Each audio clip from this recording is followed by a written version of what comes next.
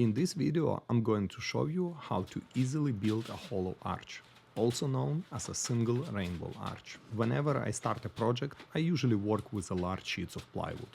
For most of my builds I use birch plywood with a half-inch thickness. Occasionally I'll use 3/4 inch plywood, but half-inch works perfectly for projects like this one. Cutting these large sheets of plywood can be challenging, especially on a table saw or workbench. That's why I use an insulation foam sheet, the pink one you see on the ground. This foam sheet can last about a year, even with heavy use and hundreds, maybe even thousands of cuts. If you only build in a few backdrops here and there, this sheet could last you forever. You can find it at any hardware store like Lowe's or Home Depot. Just head to the insulation aisle. I will start with a full sheet of birch plywood here. The standard size is 8 feet by 4 feet. I'm planning to build a 5-foot hollow arch, but the process is almost the same if you want to build a 6-foot or 7-foot arch. First, I'll measure the dimensions using a measuring tape and mark the areas to cut. Once everything is marked, I'll use my Makita track saw with tracks to cut off the excess pieces. If you don't have a track saw, you can use a circular saw with straight edge. I'll start by cutting a 5-foot long piece and then trim it to 3 feet wide. After the cut, I'll have 2 identical plywood pieces, both measuring 5 feet tall and 3 feet wide. One will become a regular hollow arch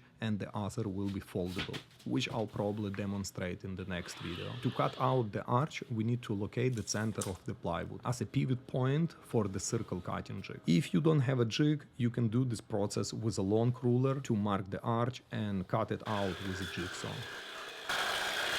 I need to find the center and I'll mark it clearly. Once I have marked the center point, I'll drill a small hole for the pivot pin. Be careful not to drill all the way through, but if you accidentally drill through, don't worry, it's easy to fix with wood filler and a sandpaper later. For this project I'm using a circle cutting jig from Jasper. And by the way, if you wonder about any tools I'm using, I linked everything in description. It's attached to my DeWalt compact router with a straight spiral bit. Since the board is 36 inches wide, I'll set the pivot pin at 36 inches and begin cutting. The first cut will give us the outer shape of the arch. To make it a hollow arch, we need a second cut inside the first one. I have decided on a 9-inch thickness for this arch. 9 inches is sturdy enough to handle wind and prevents wobbling, but you can adjust this to suit your preferences. You can go as thin as 6 inches or as thick as you like. I'll measure 9 inches from the edges and mark the lines for the inner cut. I'll set the bit at the mark and finish the cut with my track saw.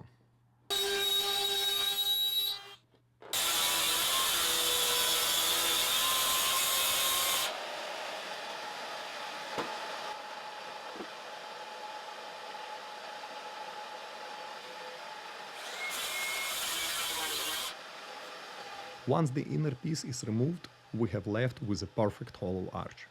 To complete the arch build, I'll attach back stands for stability. The dimensions for these are also included in the downloadable PDF under this video. I apply wood glue. I use Titebond 3 wood glue and secure the stands with half-inch brand nails. Be sure to use brad nails that are short enough not to pierce through the plywood. I also attach small rectangular wood pieces where the hinges will go. This adds strength and ensures the screws don't penetrate the plywood. I get these hinges from Amazon in bulk. They are much more affordable than buying them individually at hardware stores. And again, link under this video. Once the glue has had time to cure, give it about 10 to 20 minutes, I'll screw in the hinges, making sure everything is straight and secured. Now we have a finished hollow arch that is sturdy, visually appealing and easy to build. The circle cutting jig ensures perfectly smooth curves, and the 9-inch thickness provides excellent stability. And to make this arch collapsible, I believe I already have a video on my channel, just check it below. Thanks for watching, and if you wonder about any tools I'm using, check the description under this video. Don't forget to grab your free PDF, and you can subscribe to my channel as well. Bye!